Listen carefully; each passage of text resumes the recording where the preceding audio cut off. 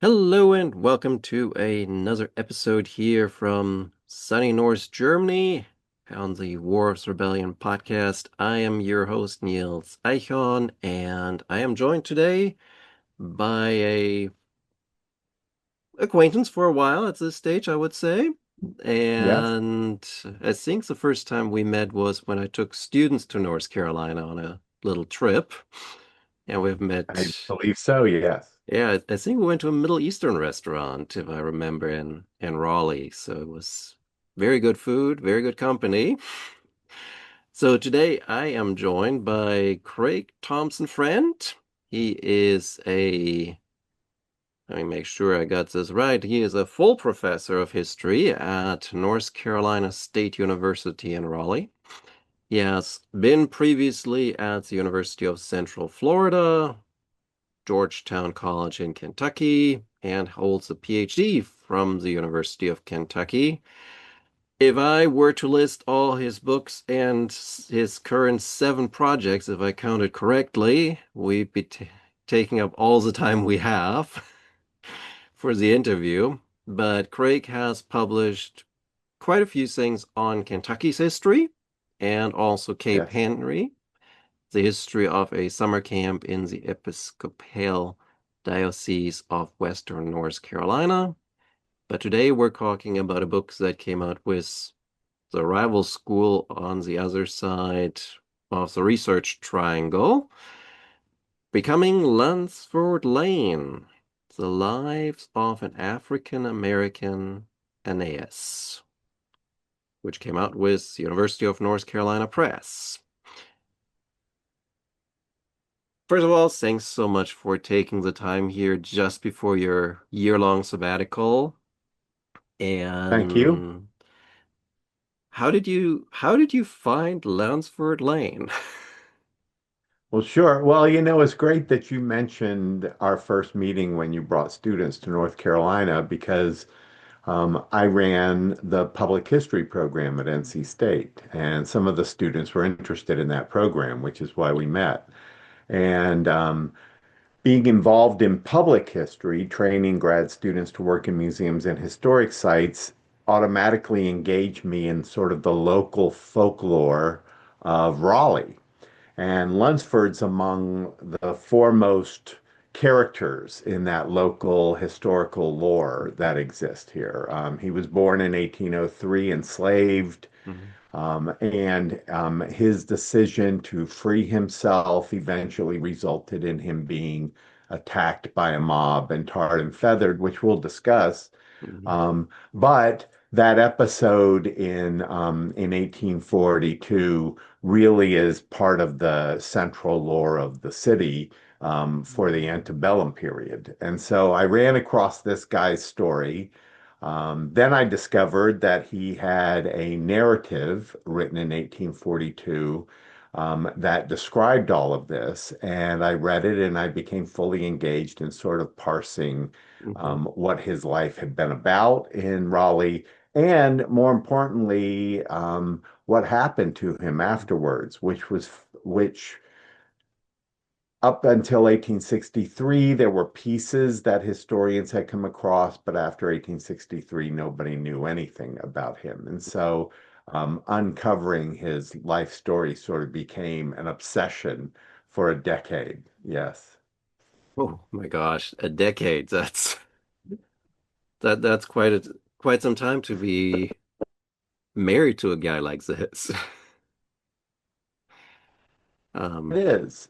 Um, I mean, it's not unusual for an mhm. academic biographer to take 10 years to uncover somebody's life. And if you think about it, most biographies that are scholarly are rather thick.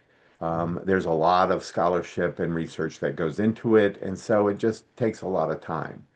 And with someone like Lunsford, um, a lot of that time is spent just uncovering sources because he's not someone, for example, like Frederick Douglass, who left a lot of writings behind that would help guide an author in trying to figure out his life. I really had to not only put all the pieces together, but go find the pieces.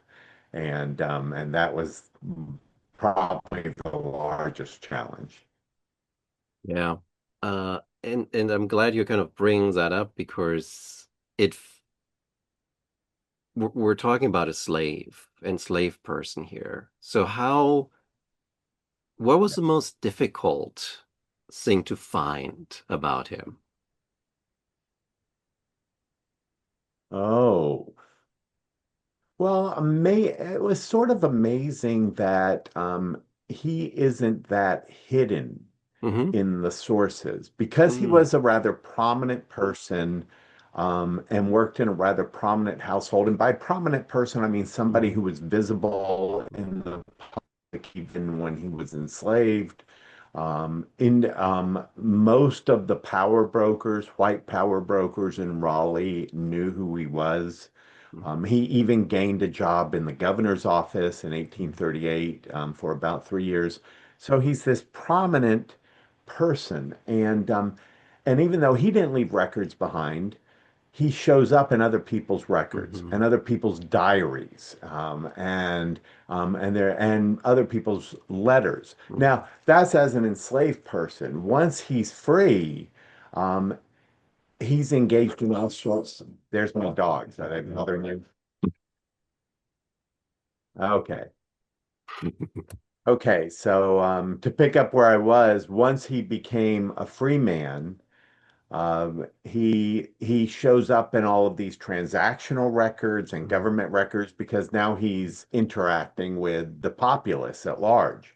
And so I found he purchased a piece of land in Raleigh in Hmm. 1838. That land deed was very revealing to me about how much I could trust his narrative, which was the only source that you could sort of attribute to him. And to elaborate on that, the land deed shows that he bought the house for $53.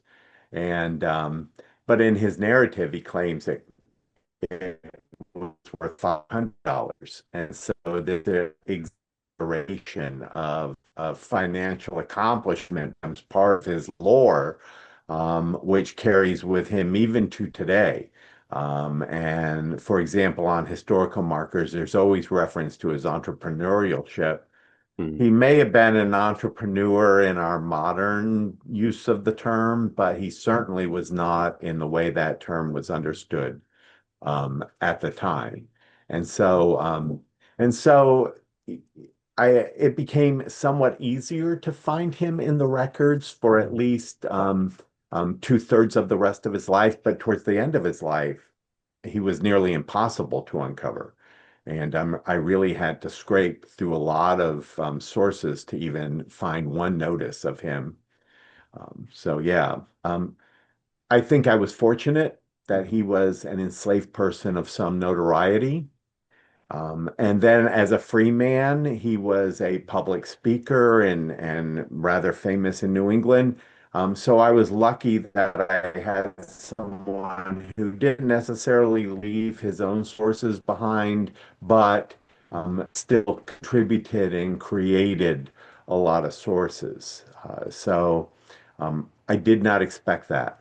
I expected it to be the challenge of writing the history of an enslaved person. But as a result of this, I also came to realize that the enslaved individuals in the South are in far more sources than we Hmm. assume. They just have to be uncovered. Hmm. And that's the challenge. You have to sit and go through 10,000 letters that a family left behind to find four notices, four comments about a person. So, yes. The return on investment doesn't seem very good, but if you want to tell the story, you have to go through You know it. what? I would totally agree with you, but I love researching. Yeah. It's a hobby to me, and I become Hmm. obsessed. Like most scholars, I become obsessed with things and go down rabbit holes, Hmm. right? And so I thoroughly, even though it was a long process, I thoroughly enjoyed every moment of it. And so, I mean, you know the thrill of finding a research gem Oh yeah. at some point, right? Oh. Oh, yeah. And that happened over and over again with this research. I was And surprised all the time by things I found. yeah, and I think it's even more rewarding when it's so much harder to find that little gem. Oh, absolutely. or when somebody famous mentions Mm-hmm. him. For example, Right. at one point he goes to visit um oh, I have forgotten his name, lived in Cambridge. Well, shoot, We can I've probably look forgotten in his the book name. and look it up. A great author, gosh, or a great poet. Um, well, I'll remember eventually. Sorry. Part of the problem with this book is there's a cast of thousands, basically, and so Mm-hmm. I can't keep up with all of them, and I forget their names. Um, There's definitely a lot of different characters in there that just like and some really like you would expect famous ones like Garrison, right? Like he's there, he's front and center, but then also sort of characters that outside of a state history you wouldn't necessarily know about. And like oh, I'm thinking like the sure. guys that runs that hospital in Worcester in Massachusetts. Oh. Oh, yes, Wellington. I mean, even in North Carolina, Lunsford's father is enslaved by the state treasurer, somebody most people have never heard of. But he was in power for 25 years and wielded a lot of power in the state. And so even among these sort of local or state level individuals who are quite wealthy, like Timothy Wellington or John Haywood, who have significant status, they have sort of slipped away from our collective memory of these locales, right? And so what was actually sort of fascinating to me is how Lunsford pops into these Mhm. individuals' lives. I mean, not just William Lloyd Garrison, but also Frederick Douglass and Mhm. William Wells Brown, and this whole core of abolitionists, both black and Mhm. white. Um, and and his interactions with them made Mhm. them less mythical, Mhm. maybe made them more human. For example, his first meeting with William Lloyd Garrison is when he tells William Lloyd Garrison his story of he's trying to raise money to raise his family, and Garrison takes him under his wing and tries to help him figure out Mhm. how to do that. But at the same time, William Lloyd Garrison is also creating an argument against purchasing enslaved people Mhm. as a tactic for the American Anti-Slavery Society, right? And Right. so theoretically, he opposes the very thing that he's supporting with Lunsford, and it's because on a personal level he can't say no, right? Mhm. Theoretically, he's opposed to it, but one on one, and this is Mhm. reinforced decades later when Frederick Douglass is finally purchased from his enslaver, and Garrison has been yelling for decades about Mhm. how we shouldn't be doing this, and suddenly Right. he's on board with it. And so, to me, it really humanized Mhm. individuals who sort of become mythical historical figures in the textbooks, right? Here's William Lloyd Right. Garrison, leader of the abolitionists. But he's wrestling with his own Mhm. serious concerns over the process of abolitionism and over the nature of slavery in the United States. Frederick Douglass, who eventually comes to oppose purchasing enslaved people, Frederick Douglass stands up at his first meeting where he meets Mhm. Lunsford Lane and supports Lane's efforts, Right. and says, "Why shouldn't we help a brother who needs Mhm. this?" Right? Um, and so it really complicated and humanized Mhm. a lot of the people who normally are just sort of, historical figures Mhm. to us. Yeah, and in many ways, that's the beauty of biography, that you have the ability through the person to explore so many different parts of history, so many different other characters, movements, and kind of they are not the textbook story that you're usually um, talking about or reading about. Oh, absolutely. And I was trained as a social and cultural Hmm. historian, and that kind of history deals with people, but as Hmm. groups Yeah. primarily. Right. Um, and so we sort of take a step away from the humanness Hmm. because we're looking for generalizations. Yeah. And so this is the first biography I've written, and I'm probably going to continue to write biography Yeah. because it really allowed me to engage Lunsford as a human, as a Hmm. person. And of course, I studied a lot about how biography is done, Hmm. and professional biographers warned me before I even began through their scholarship that I would develop a relationship with him. And at some points, I actually thought he was the best thing that ever walked on the earth. And at other times, I'm disgusted by him. And in the end, I've sort of settled on the reality that ultimately I was disappointed in his life for him, and it didn't play out the way I'm sure he wanted it to. Hmm. So, I but definitely could yeah, see a number of those in the book. absolutely, Um, yes. but I want to go back to one of the sources you mentioned earlier, which is his narrative, his story, which Okay. he initially starts talking about in these abolitionist meetings where he's raising money, but then he's also publishing it. And I think it got published 3 or 4 times with different editions that it got published first where somebody wrote it for him and then he went back and edited it for the second time and then he went back and Hmm. edited again. Um, so and you spend a lot of time trying to figure out what is myth, what's reality in that.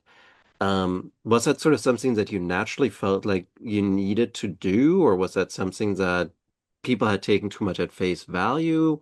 Like how did this narrative become sort of the linchpin for the first well over half of the book to kind of be sort of the piece that you engage with as on a personal level with Lansford, but also on a scholarly level for your audience?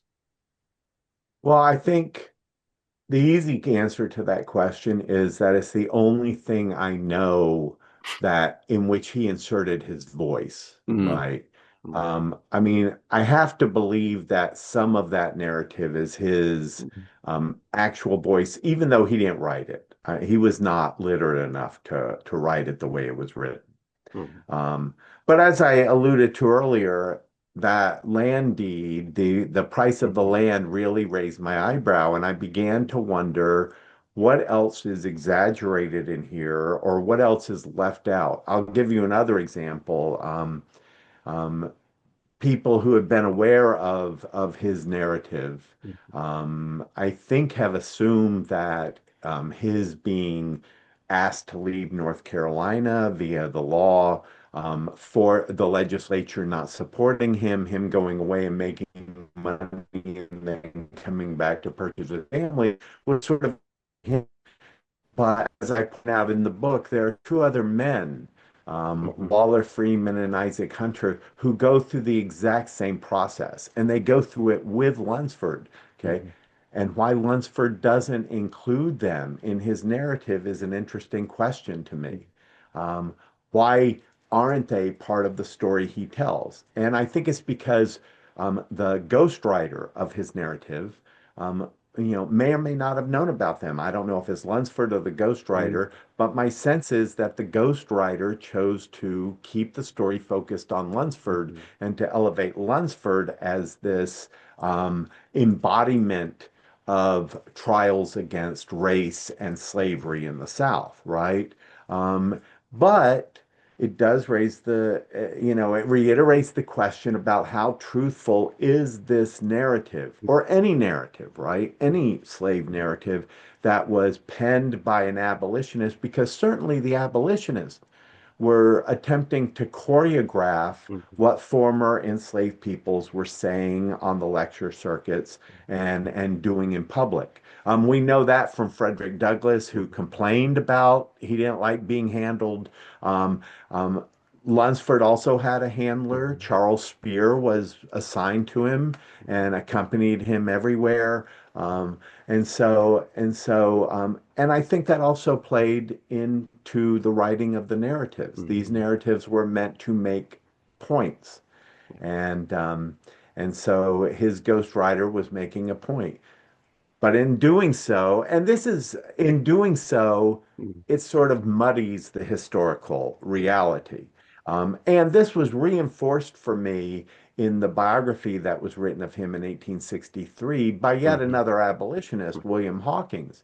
Hawkins, who sits down with Lunsford and interviews him, and then basically just reiterates the narrative and editorializes about everything, right? So it's a really thick book without much additional information about Lunsford, repeating the same untruths, mhm, half truths, and some truths, right?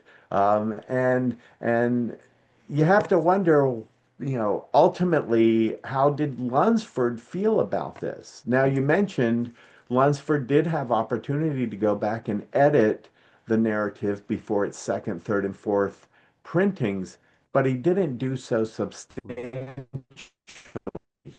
minor changes here and there. And so, and you know, I don't blame him. mhm, He made good money right. off from the story that he told, both in print and on the lecture circuit. Mhm. And so why mess with the moneymaker, right? And it doesn't stop being the moneymaker until the abolitionist movement begins moving in a different direction and away from him. And that's when his popularity wanes, and so does the income. Yeah. You're opening an interesting door because I did want to talk a little about money because it's like you nicely chronicle when he's in the North lecturing, talking about his experience, trying to raise money to free his family, and you talking about like he raised $20 here or he raised 20 here, 20 there, and like Mhm. it's not a lot of money that he is making, considering how much he needs to get to free his family. So I kind of like, how hard was this? Yeah, I mean, I don't know if it was as hard as it was just demanding in time, right? Okay.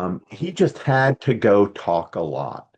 And Right. he basically told the same story over and over again. Hmm. Um, um, Anne Weston um, wrote a couple letters to her sister where she's like a groupie and she goes to multiple Lunsford Lane events and she's like, oh, he's telling the story again, right? And she's really into this stuff. Um, and, and Hmm. so he's doing this a lot. Now, he only does this for about 7 months total, if that. Okay.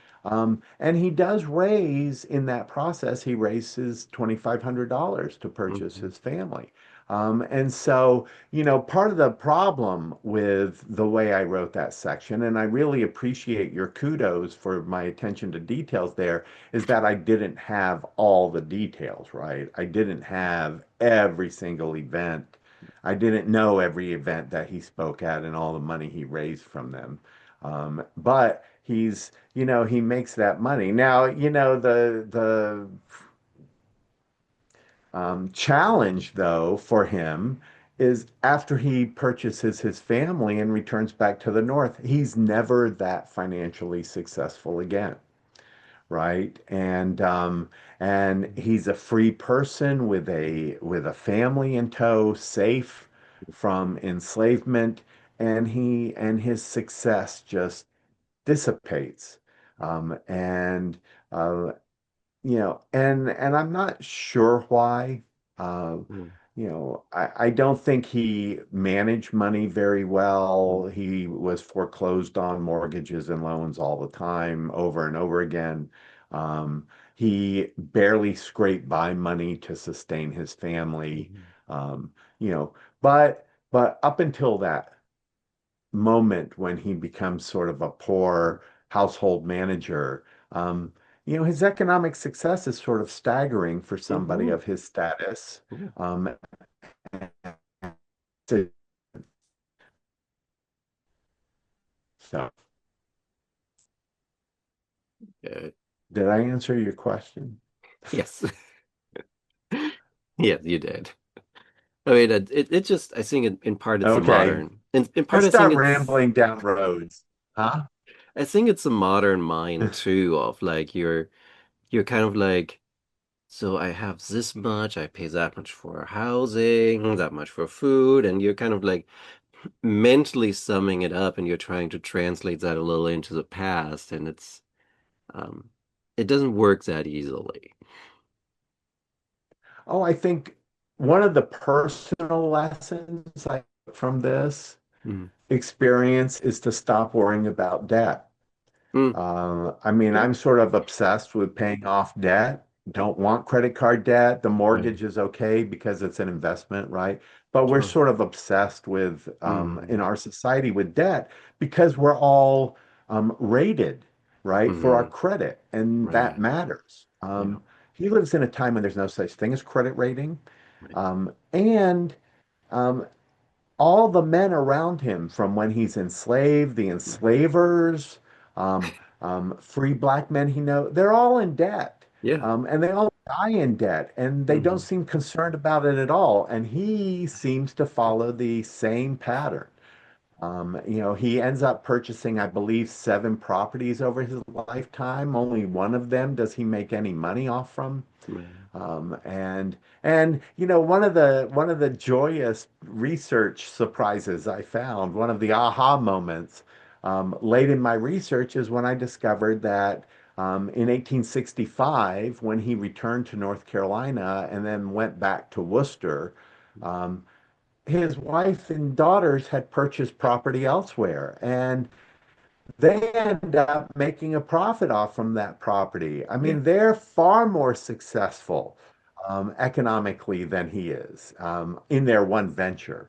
Um, but he seemed unconcerned about the debt that he racked up over a lifetime. And I suppose I don't know this, and I'm unaware of any historians who have worked on this, but it's certainly something somebody should engage in is Mm-hmm. attitudes towards family debt, right? I mean, there have been some Mm. historians who have looked at debt at the company or corporate levels in Mm. as the capitalistic system was taking shape during this time. But I'm really curious if this was just the attitude of Mm. patriarchs generally, is Mm. that, you live your life, you rack up debt, no matter what your economic status, Mm. and you let your widows take care of it afterwards. And of course, this put widows in horrible positions. Mm. Yeah. And some of whom had no qualms about selling property, Mm-hmm. enslaved in land to pay off debts, and others Mm. who were horrified Mm. that they had to sell off enslaved people to pay off debts. So yeah, well, yeah, it Yeah. was just sort of shocking to me Mm-hmm. that was his attitude. Mm. And I mean, and it's clear that it's purposeful because Mm. on at least 2 occasions, he sort of sneaks the family out of the house and abandons the property because he knows it's going to be foreclosed upon. And so they just dart out of town. Yeah, that was like So Cambridge. What was that town called there? Cambridgeport, right? Where he kind of Cambridgeport. leaves for Yes. Oberlin and it's not just, I disappear. And the landlord is like, no one's been Oh, here. yes. And that property specifically he had taken what we would call second mortgages out, two, right? Hmm. And so he actually had 3 people who now had to go to court to fight over, after he abandoned it, to fight over who should get some money out of it. Yeah. And this was not my purpose, but it really piqued my interest um, Hmm. about how the capitalistic system that was emerging in the United States Hmm. shaped individual lives, how it Yeah. played out at the household level, Right. rather than at sort of the industrial level, which is where Hmm. we all look at it, the Industrial Revolution, right?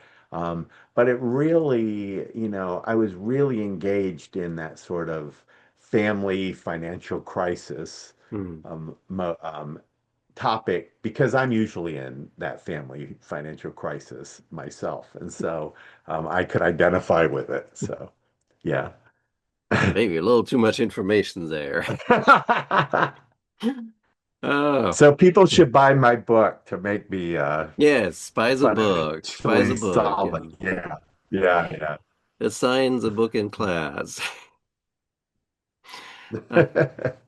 so let's just, since we have been talking about him in the North for so much already, is that it's I think time we also go to North Carolina in your backyard because that's where his story really starts, and we should talk about him in sort of the enslaved environment because he's somewhat unique in that Mhm. too, because usually we think of enslaved and sort of plantation settings, but you have with Lunsford somebody who is in an urban environment.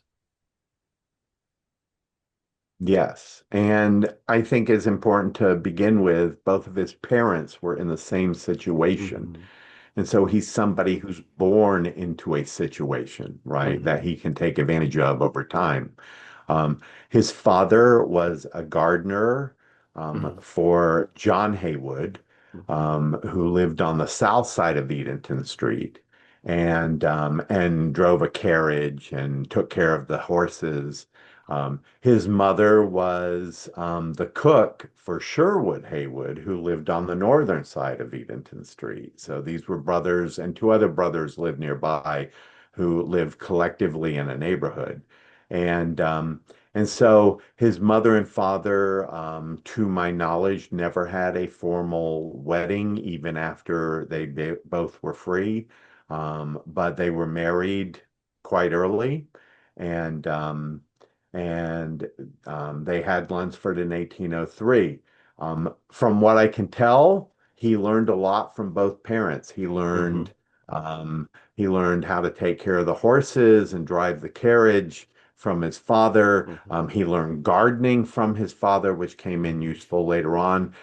He learned his mother was apparently a bit of an herbalist, and he learned how to concoct hangover medicines, for example. And later on, this plays into him assuming the role of a doctor, which I think we'll probably talk about. But he assumes the title doctor, Hmm. but he also takes on this role of being somebody who's sort of pharmaceutical in their work. And and I think all of that comes from the lessons that he learned from his mother and father. And so as he grows up, he's the only child who grows up enslaved on this town estate Hmm. of Sherwood and Eleanor. And actually, as he comes of age, he's perfect for them to move into a more central role on the town lot, right? And I should point out that, where we have been trained intellectually to distinguish between urban and plantation Hmm. slavery. And and historians have spent decades distinguishing between the two.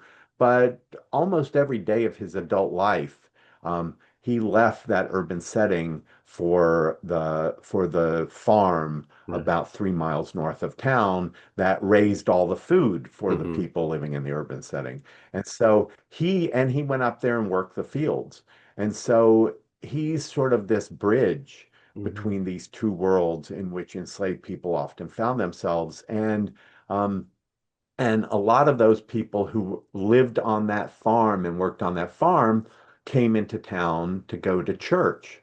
And so I think the distinctions between those two categories has Hmm. been drawn too rigidly, though the distinctions have been drawn too rigidly, and that we ought to look for more gray area, how those two worlds Hmm. blended into one pattern of Hmm. enslavement.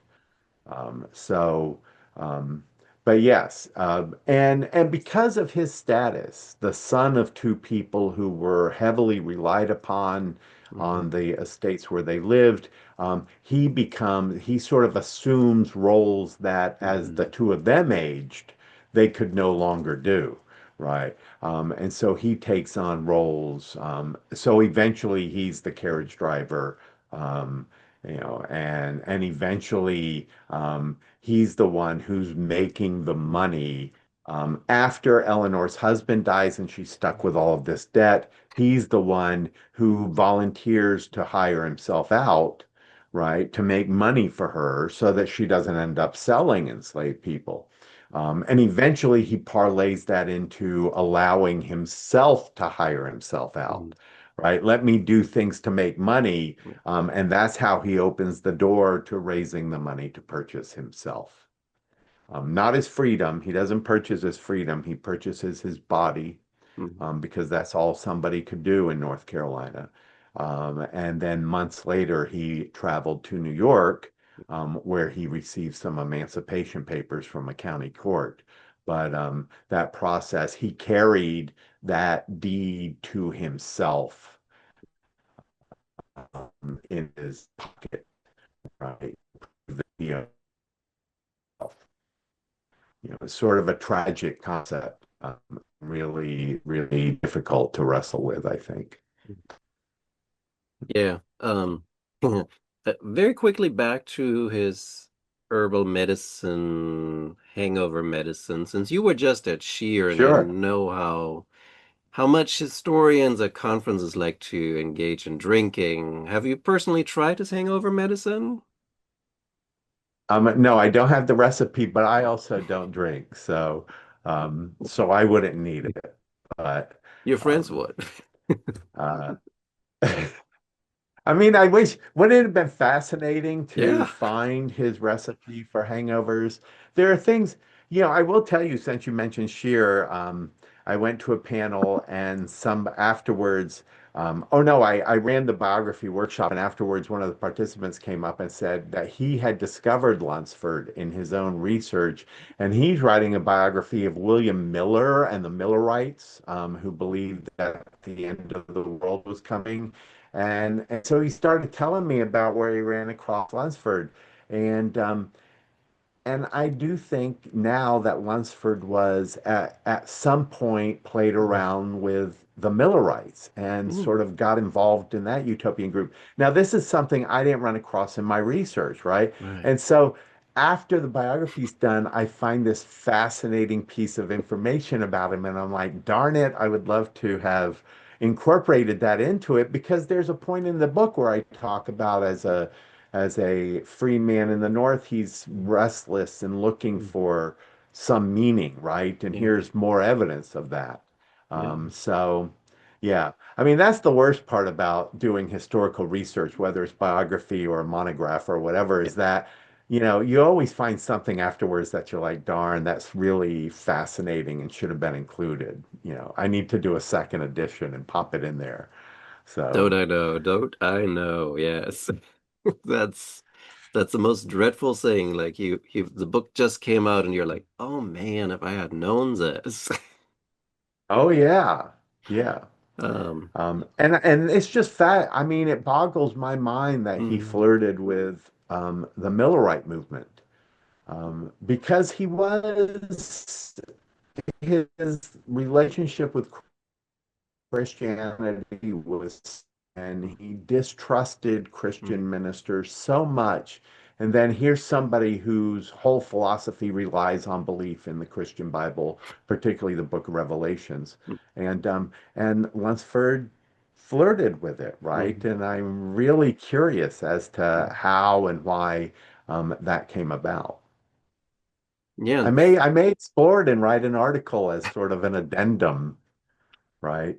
there you go. So, yeah. Yeah, I'm kind of thinking back to the book. It's been a couple of weeks since I read it. I like once you have him in the Norse, there isn't a lot of religion that you talk about.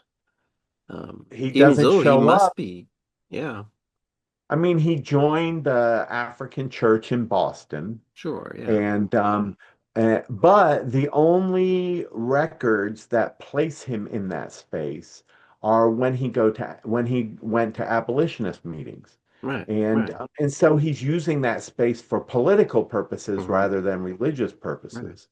And there is I believe it's a picnic he attends where he Mm, says a prayer. mm, But it's the only time I know that he says anything religious. He goes to the meeting of the American Bible Society in right. New York City, To and recommend. they basically say to him, "What are you even doing here? You Mm, know, you're laughing at things we're saying about mhm, Christianity, about our faith, you mhm, know," and he says, I'm here to ask for money to renovate the church I go to, right? mhm, And it's more about this sort of practical application rather than faith. And so, you know, his experience with Christianity, and I trace this distrust of Christianity mhm, back to when he was enslaved, and he had to take the enslaving family to church and wait for them. And so he stood outside the doors and listened to the sermons, and he hears Episcopal, and then he goes to the Baptist church. He hears Episcopal and Baptist ministers all the time um, preaching to their interracial congregations that enslaved peoples need to obey their masters right. directly from the Bible, right? And so he grows distrustful of the messengers and the Mm, message.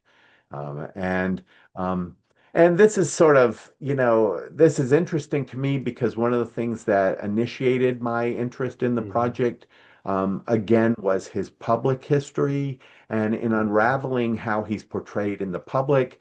You know, mhm, I ran across W.E.B. Du Bois wrote about Lunsford mm, at one point, mm, and it's all about how Lunsford is a great Christian preacher. Okay. And then you look at Du Bois's sources, and none of them say that, right? And so here's this mythology that just mm, blooms out of I think a misunderstanding. I don't know where Du Bois was coming from to even think mm. that, but yeah, I mean, historians and scholars have been very loose with Lunsford's narrative and have made all sorts of grand claims for him that just are not accurate at all. Yeah, this is especially being a pastor of some sort. Oh Right, my. right. Yeah. But I Um, mean, I suppose if you find Lunsford in the records of the African church in sure. Boston, that you make an assumption that he's Yeah, an active person of faith. right. And you don't dig But as we deeper. all know, churches aren't always about No, faith. They're no. also about socializing and Hmm. political agendas and all sorts of things. Yeah. And definitely nowadays and definitely at that time Absolutely. too. So, Yes. um, so let's also look at this interesting dichotomy that you have in North Carolina because the Haywoods seem to be terrible when it comes to money. Like really bad considering that his owner is embezzling from the state and has huge debt. And then you have Lunsford, who is just like every opportunity he gets, he's trying to kind of make a dime, like selling altered tobacco, like trying to get these legislators to kind of buy from him. Like he seems to be like the polar opposite of his enslavers. I think too, well, I would Financially, agree like with that assessment, huh? when it comes to creating kind of wealth, at least. And Well, I would agree with that. He's a polar opposite because of his condition, right? yeah. I think thinking financially, he's not necessarily a polar opposite. I mean, the Haywoods, the enslavers, are trying to make as much money as they can. Mhm. I think they make so much money that they don't think about it and they don't worry about it Right. in the way that we would expect somebody like Lunsford to be Sure. concerned, counting the dimes and Hmm. nickels, right? Um, it's not his enslaver who is eventually identified as embezzling from the state. It was his father's enslaver, which put his father up on the auction block Yeah. eventually. Um, and and so consequences for Lunsford, sort of. But John's brother Sherwood, who was Lunsford's enslaver, also is loose with the money. And these are guys that are handing out loans to their friends and other family members and not certain they're ever going to get paid back for that sort of stuff. And both of those men leave their widows in a great amount of debt, right?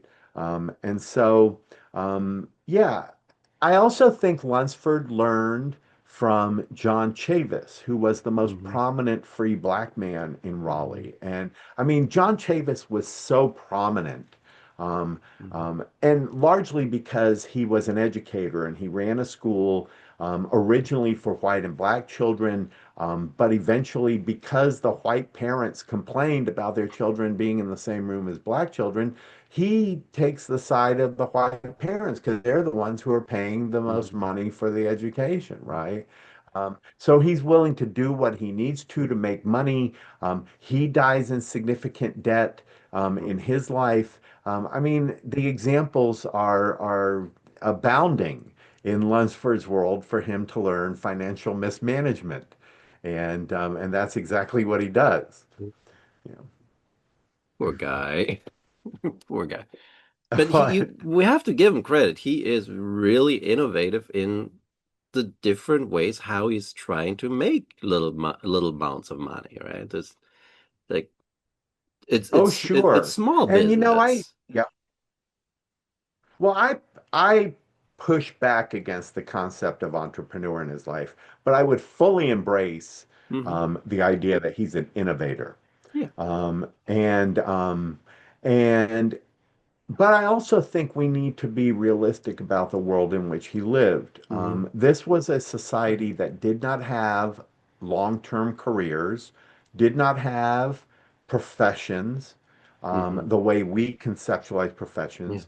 Um, the majority of people lived and made money the way Lunsford did, by Hmm. doing what they had to do to make money. And I think historians have shown over and over again that the average American during this time sort of changed jobs Yeah. multiple times in their lives because they're always pursuing the best opportunity to make a buck.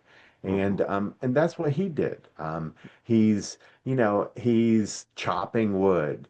He's taking really bad tobacco that's probably been thrown away by local stores and putting flavoring on it and then selling it as a good quality tobacco, right? With his father, I mean, his father is an innovator Hmm. too. His Yeah. father comes up with that process of flavoring tobacco, Hmm. hiding the Lunsford invents a pipe Hmm. that looks like an alcohol still. It has a tube coming out of it to release heat so people don't burn their lips Hmm. on the pipe. And Lunsford's putting drunk legislators to bed, and he's going to their rooms in the morning and giving them, a hangover medicine and helping them dress for the day. I mean, he's doing anything. He becomes sort of the go-to person for shopkeepers Hmm. in Raleigh who hire him to set up their window designs, to put things Hmm. on display in the windows. I mean, he's doing all of these Hmm. sort of odd, what we would call odd jobs, right? Yeah. He's doing all of these odd jobs to make money. Hmm. Um, at no point does he have a consistent job until he's hired in the governor's office in 1838. And um, and then he has this prominent job. He's a doorman.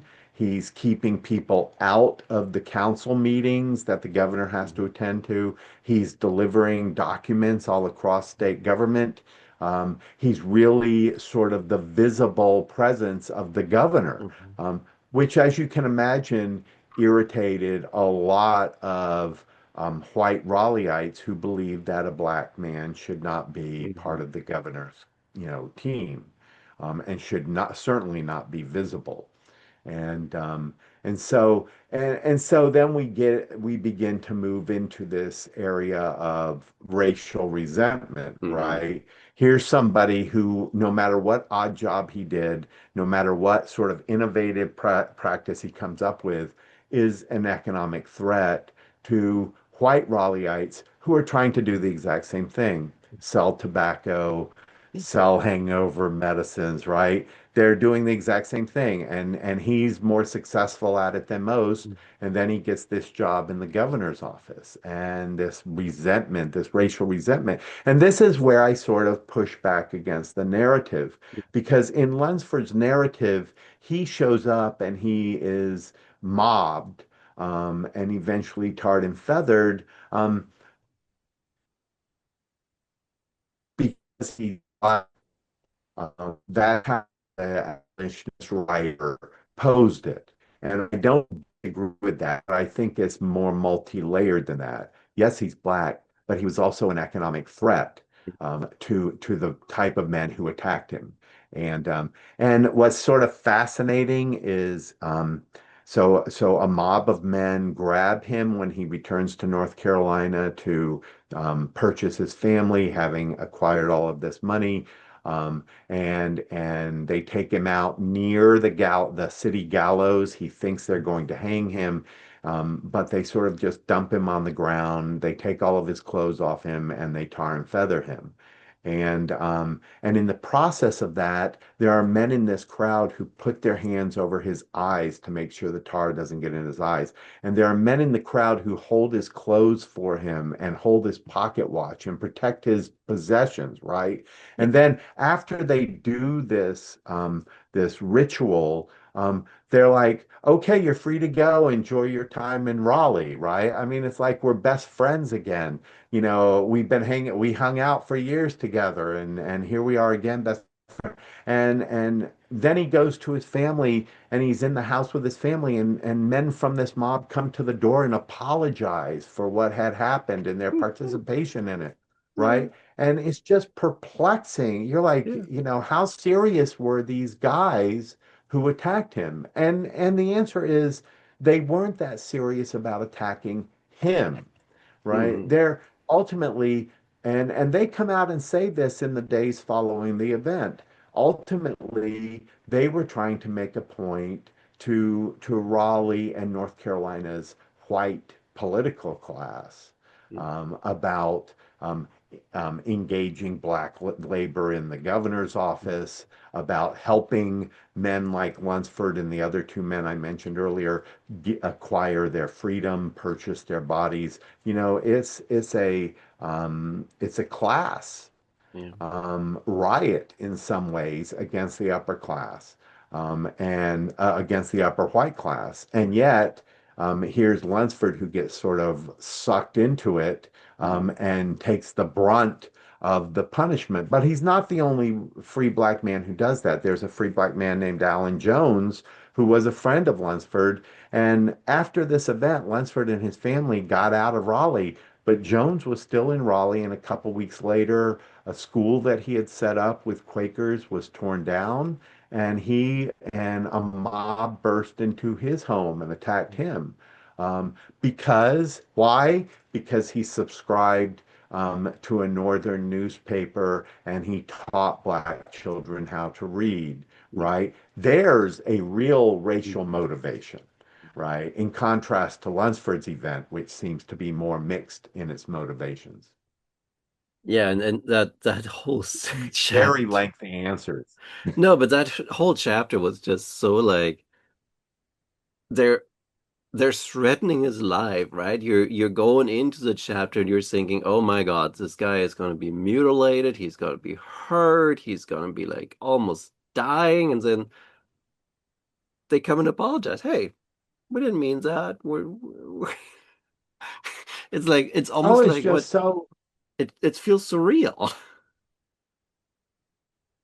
Oh, it is. And their animosity doesn't subside. It subsides against him. Yeah, But then they roam town. They roam right. Raleigh for weeks, tearing up stuff and raising hell. And, he had left. But, That's so I sad. mean, I think it's worth pointing out that one member of the mob left Raleigh with him on the same train. And every time the train stopped for a break, he would get off and scream at magistrates in whatever town they were in that this family was running away from slavery. He was trying to get them arrested.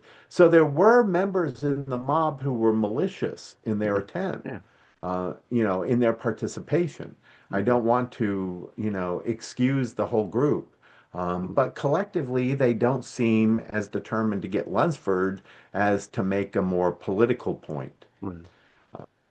That does not come out in the narrative. In the narrative, it's a personal attack on this singular individual. And that's where I find the narrative a bit distrustful, unrevealing. And so anyway, yeah. And So, I will say, going back to an earlier question, that the way I uncovered this was I found two diaries mm, where individuals wrote about what they saw happening in the town, right? And one was from a new minister in town, but the other one was from a member of the North Carolina Supreme Court. mm, And he's like, and both of them found the mob full of these terrible, poor hmm whites who, need to be right. taught a lesson, right? hmm But what they describe doesn't dovetail with the narrative. And that really raised questions for me about what was actually going on here. Well, and I think it's sort of part of the story of the books that so many times you have individuals who say one thing publicly and do a whole different thing privately around Lunsford, like whether it is Garrison or the members of this mob or the Absolutely. And I think, legislatures. oh, I agree. And I think that evidences for us how political this time was in the Hmm United States. Yeah. That individuals had to take very public political stances on hmm issues that in private they didn't necessarily believe, Right. they did not act upon. And we sort of I think in our contemporary society, there are far few of us who have to be openly political about things. We can hmm retreat from politics. A Right. lot of us like to bury our heads in the sand during any given administration and presidential administration. But, you know, um, I think that was less hmm um, of an opportunity for a lot of people Sure. because the issue of slavery, in particular, forced everybody to find out where they stood, Mhm. right, and associate with others who stood in the same manner. Yeah. So I think I we, think that comes out in the book. yeah, Yeah, yeah. So I think we yeah. should briefly also talk about Benjamin Smith, since he is No. so. No, all right, we don't have to. Oh He, no, we can't. He's the biggest conundrum in the story, isn't he? yeah, because it's like he's such a helpful individual, it seems like, in that he kind of supports Lunsford in so many of his efforts. But then I kind of found the ends are so terrible on some level, right? Of like, oh, you still owe me money. Just ask Garrison for it, I think it was. Smith well. So for your audience, Ben Smith was a merchant in Raleigh, and he actually makes the acquaintance of Lunsford's wife first. And Martha is in his Sunday school class at the Presbyterian Church, and it's through Benjamin Smith that Martha escapes the farm where she's enslaved, which is under a brutal overseer and she becomes part of his household. Um, so becomes part of Benjamin Smith's household. And then Benjamin Smith befriends Lunsford, who at that time is courting Martha and eventually will marry her. And and Ben Smith becomes sort of the person who supports Lunsford throughout the rest of his enslaved time in Raleigh, and both financially and emotionally through Martha. Um, and Ben Smith is the person who takes Lunsford with him to New York, where Lunsford gets his emancipation papers. So here's someone who's an ally, um, but at the same time owns other Yeah, slaves, yeah. clearly is participating in slavery as an Yeah. economic activity. Um, But then when Lunsford is arrested by the local county court in Raleigh, Mhm. you know, Ben Smith is there with bail money. It's just like I don't know what to make of it. And he's not alone. I Mhm. mean, there's four or five other men Mhm. um, in Raleigh, white men, doing this with for enslaved black men, Mhm. and um, and it really makes me wonder, how widespread this was across the enslaving states. I mean, Mhm. these are people who don't necessarily oppose slavery, but want to empower enslaved individuals and Mhm. help them find freedom. And in that regard, they're anti-slavery. I don't know, right? Um, and Mhm. um, you know, and I thought about that would be a fascinating study, but just imagine how absolutely terrifying that research would be, right? I mean, it would be nearly impossible to uncover that sort of broad way, um, beyond just maybe the ones I ran across in Raleigh. Um, but Ben Smith is fascinating, and it's um, and his position as a merchant in particular, and he built this huge Mhm. building for communal gatherings, right? And so he's sort of a community leader. So Lunsford has attachment when he's a free black man in Raleigh to yet another powerful white man who has a lot of community status, you know. Yeah, but then as you pointed out, after Lunsford and his family escaped, Ben Smith asked for the bail money back, and Lunsford apparently never sent it. Never. Ben Smith asked him several times, so kept writing him letters. Yeah. Like, poor guy in that regard. But it would be fun, like if you could uncover like that guy's papers in some form. I mean, Oh, I that know. could be a treasure trove to dig through. Yeah, maybe hidden Yeah, somewhere in an attic. well, yeah, you know. Or, clues to that are buried in people's, as you mentioned, personal papers, right? Right, And you'd have to read 1,000 letters to find right, one reference to this type of right. event. So again, there, doing this biography made me realize how much we don't know, Mm-hmm.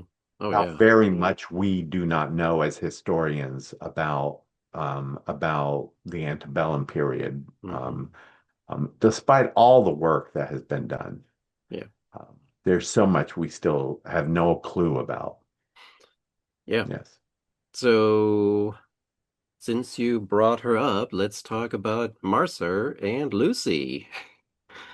Oh, Um, well, I've done a couple book talks and they've asked me about Lucy. Everybody wants to know about Lucy. And here's the bottom line about Lucy. I know nothing more than what I said in the book, which is Lunsford had a crush on this person, Lucy.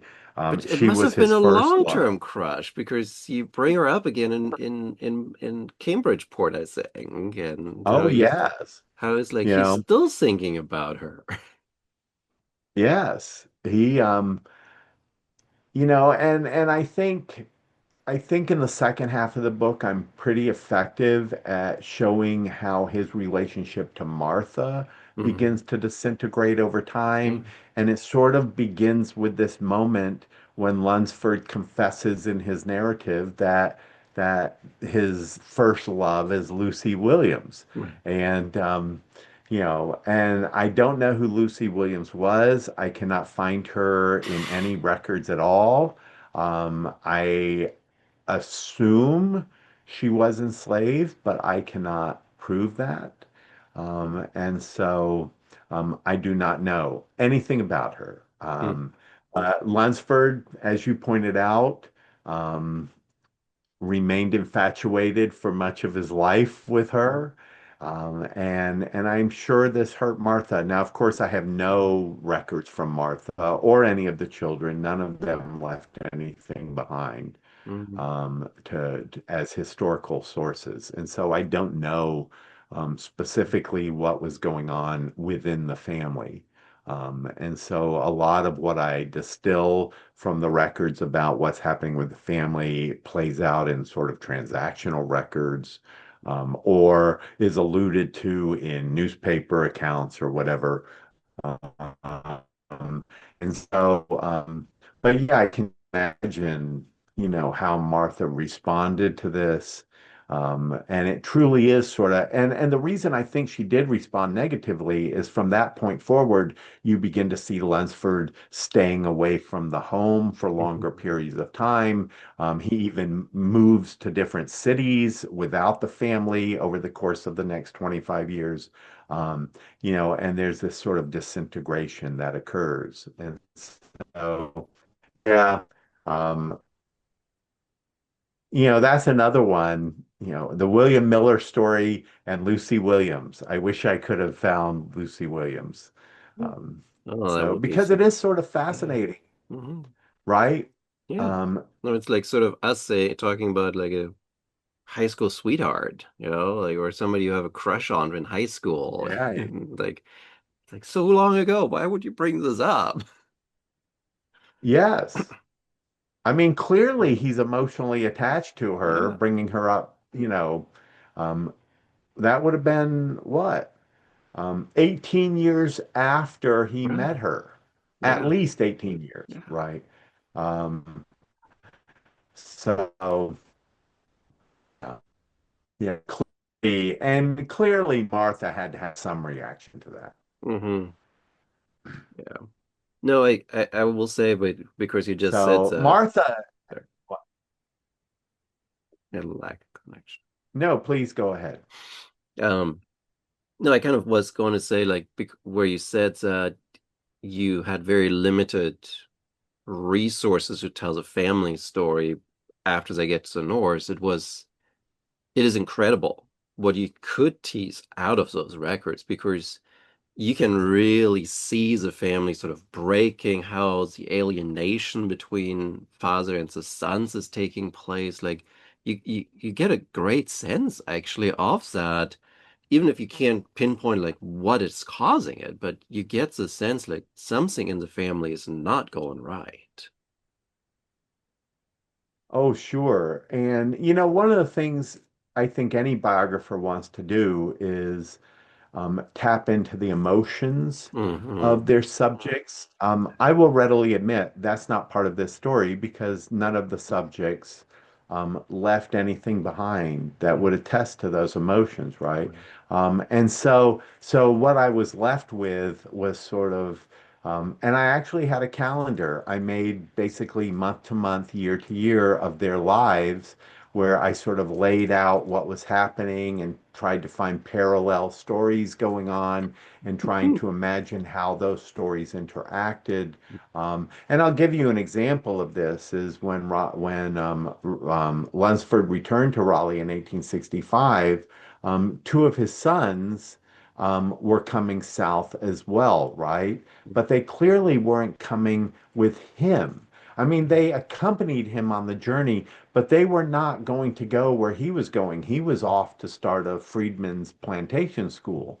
And they were not headed there. I don't know where they were going. And of course, their story, their journey southward is interrupted by this fight that takes place on the naval ship that they're all traveling on. And Lunsford sends them back home. Okay. So I don't know what those guys were doing. And it wasn't their first trip southward. Lunsford and Martha had twins, and the twins had come southward during the Civil War. Okay, they're not part of the military. One son did fight for the Union, but these two did not. But yet they're in South on the east coast of South Carolina as some sort of support network for the military. And I have to admit, I spent several years trying to uncover what type of support network they're engaged in and couldn't, right? I don't know what they're doing, right? But for two free young black men to travel into the Confederacy during the Civil War and risk that, you Yeah. have to wonder what exactly they were up to Yeah. and what they were hoping to gain from that. And those are Yeah. questions left unanswered because the sources just did not reveal um, Yeah. their activities. Yeah, and Yeah. that's just the reality. We can't ask these subjects of like, what were you doing? So Right. kind of like since we're getting towards the end slowly, we have still a little time, but I want to kind of briefly say like what was the most fascinating part for you personally when it came to sort of the being free, living in the Norse life of Lunsford? Was it sort of a specific moment, time of a certain town that kind of stood out to you? What was sort of the most revealing moment, maybe? Well, I will say, I think there's two moments in his story that emotionally touch me the most. The first, and this was early on in the research, is when I discovered when he died. Mm, A lot of historians had, well, nobody knew when he had died. And historians who claimed they knew had said it was in 1863 mm, after the biography was written. But then I found him dying in Manhattan in 1879. And I sort of became obsessed for a while with where he was buried. And then mm, I found this reference in a New York newspaper that he was buried in New York Bay. And I thought they just threw his body in the bay. Is that normal? And then I thought, there's an island in New York Bay where the bodies of destitute people have been buried for centuries. mm, And so I began to try to explore there. But then I discovered there's a cemetery called New York Bay Cemetery, right, over in Jersey City. And I head over mm, there and pull up the card. They had an index card system from the 19th century. And they pull it up, and there he was with Martha. They're not buried beside each other. There's plots between them, but there he is with his wife, right? mm. And so I'm excited, and I'm going out to the plot of land where he's buried, eager to see the headstone. And of course, there are no headstones because the family couldn't afford it, right? And it really struck me hard that Mm, this was a person who I have a relationship with right at this point who's been erased. The memory is entirely gone here, mm, and that struck me really hard. mm, But something that hit me even harder is there's this moment after Lunsford gets to New England for the first time when he's going to raise money for his family, um, and and um, and he took his eldest daughter with him Laura, and they're in Springfield, Massachusetts, and it's the middle of a snowstorm, and they're in a carriage, and it pulls up in front of an inn, and it's dark, and the innkeeper comes out and grabs the girl out of the carriage to carry her in, and as he approaches the interior of the building, the light shows that she's a black girl, and he dumps her on the ground, right, and tells them they can't stay there, and to me, that was that was a really hard reminder that racism in the North was just as powerful as racism in the South. It may not have been as institutionalized or as legalized as it was in the South, but it was just as powerful. And he roams Springfield looking for somebody to help for hours, and he finally finds someone. But it's a really hard reminder of what the United States looked like um, everywhere. So yes. So those were moments that really touched me and made me think more deeply about what I was doing in the book and what I wanted to say about Lunsford's legacy. yeah, and those two did stand out to me too because it kind of was that a sort of I was thinking in as a parent in that moment of like you're in a foreign unknown place. You just got Mhm. told you can't be somewhere and you want to protect your children from this adverse weather. But so you just sort of like I was also thinking like here's an old man living in a small room in New York, like a person that was famous with the abolitionist movement for a few years and he just total obscurity. Right. And he becomes obscure, probably a decade before he dies. Yeah. He just becomes forgotten. Hmm. And, he gave a speech every now and then at a picnic or some sort of communal event.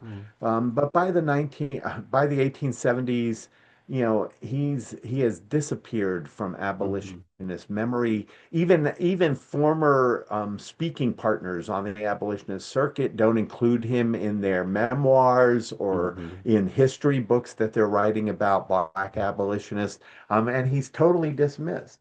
And it really is tragic because Hmm. um, he ends up in this tenement building in New York alone. And you can just imagine, because I have no sources, right? I mean, Hmm. I know he's in the tenement building. I Hmm. know the people who lived in the building with him. A Right. lot of them are formerly enslaved people who escaped the South and are trying to make their way in New York City. Hmm. And and you can just imagine, that he lives this sort of um, lonely because his family is now disconnected from him, Hmm. this sort of lonely, wandering existence in New York. And I try to lay out, what could he have been doing? Yeah. He probably, he would hear Frederick Douglass was going to speak at a local church, and he probably went to see him, maybe making a connection with somebody he knew. Um, or he maybe told his story over and over again to people who just didn't want to hear it, right? Which seems to be, the nature of New York, Right. walking the streets of New York, right? Even today, is that you hear a lot you don't want to hear, Yeah. right? And so, I think that's it's really a sad Hmm. story, the end of his life, and the fact um, that he's buried without any pomp, Hmm. without any notice. There's Hmm. no notice of his burial in the newspapers. There's no funeral service, apparently. He's Hmm. just put into the ground. Yeah. Yes. Hey, kind of as you were talking, and this is going to be the final question for today. Um, as you were talking, I kind of was thinking of like in many ways, sort of the forgetting of Lunsford mirrors the abolition movement because after 65, for a lot of them, Garrison included, it's sort of like, well, slavery's over, it's done, we're finished, right? And they're kind of like they're dismissing somewhat that human element that what do you do with people that have their entire lifetime been enslaved and are now being kind of at the mercy of their former masters in an extremely racist and economically desolate situation.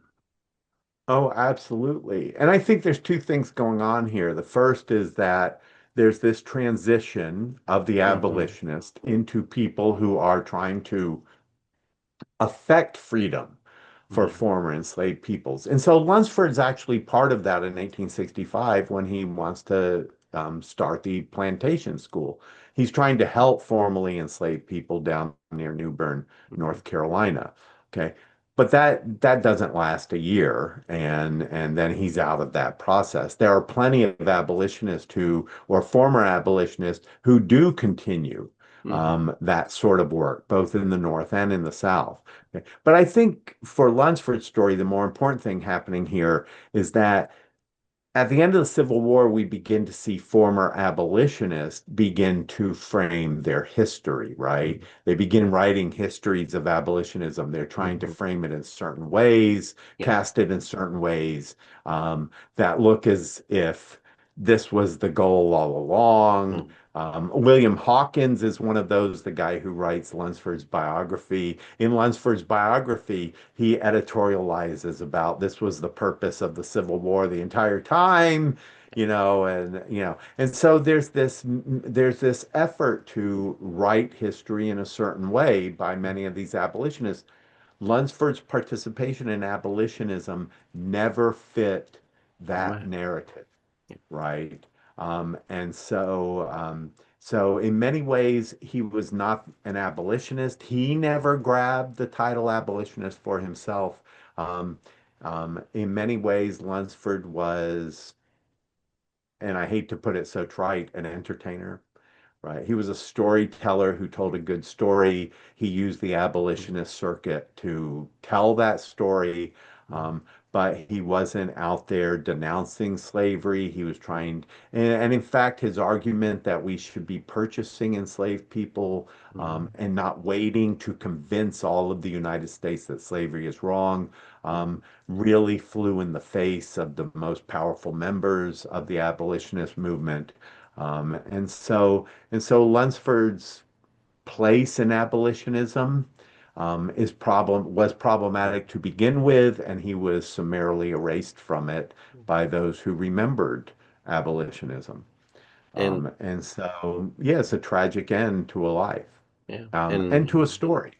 Yeah. yeah, and a very, I would almost want to argue, common end at this time to stories of that nature with people who didn't fit in Oh, to. absolutely. Yeah, But I would add that's also the case in our current. I yeah, mean, that's always the case, always. right? Yeah. There are people who disappear from our historical narratives all the time.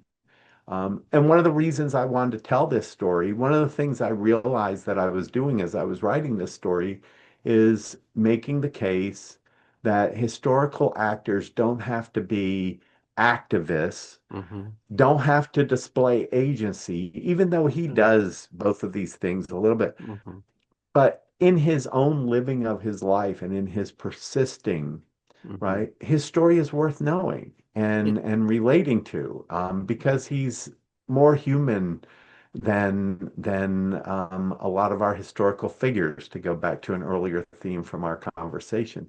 And he's somebody that I can identify with a little bit, and I hope most readers can identify with him a little bit. So, yeah, Well, now you just made the argument that I should go back to that initial biography I had in mind to write for my dissertation. you should. You should. We Uh, need more biographies in vogue right now, and we need more biography yeah. of people who we don't need another biography of John Adams. No, we do We need not. more biography of people who had an impact, not necessarily on the globe or on the nation, but on other individuals Yeah. and empowered and inspired them in ways that we have yet to really acknowledge. Yeah, I agree. So, Yeah. as we are at the end of our time together today, just as a reminder for those still listening to us, this was Becoming Lunsford Lane, The Lives of an American Aeneas, University of North Carolina Press. Um, Craig, thank you so much for taking this hour and a half this morning or this afternoon for you. No, Yeah. it's still morning. This And morning. sharing some of the insights that you uncovered with Lansford. Well, I'm delighted that you invited me, and I appreciate the time with you. And thank you very much for the questions. They were well informed, and I appreciate them. I tried to read the book. Good. That's what it's all about. All So right. Thank you. thank you again.